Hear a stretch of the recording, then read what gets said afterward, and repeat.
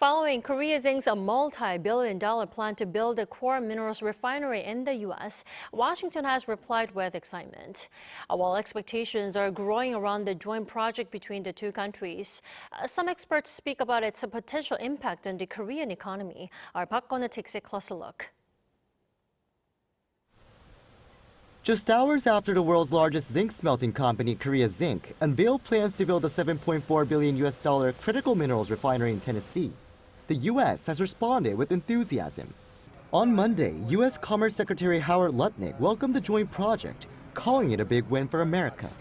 He added the deal would help strengthen U.S. national security, rebuild the industrial base, and eventually reduce dependence on foreign supplies. Lutnick also said Washington would gain priority access to Korea Zinc's expanded global production starting in 2026. Under the plan, Korea Zinc will sell around 10% of its shares to a U.S.-led joint venture in which the U.S. Department of Defense will hold a 40% stake. The U.S. Commerce Department is also set to provide subsidies of up to $201 million under the CHIPS Act.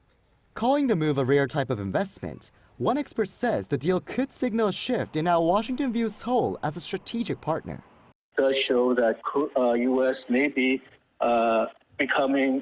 thinking of Korea as becoming a more reliable partner because there's not an appropriate American investor available to establish the smelting plants and factories. So this could be a beginning of a new relationship between U.S. and Korea. However, the same also cautioned that the partnership could carry risks.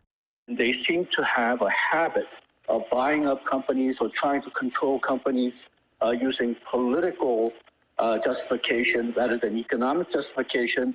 There are some worries whether this investment will be run with profit and mutual benefit in mind, or whether it will be just a method for the United States to get unilateral gains out of this relationship.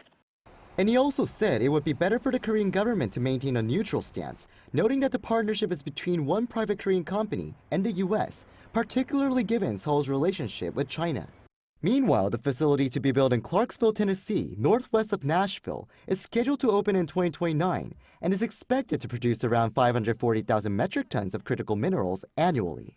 The output will be used in key sectors, including AI, semiconductors, and defense systems. Park Kun-woo, Arirang News.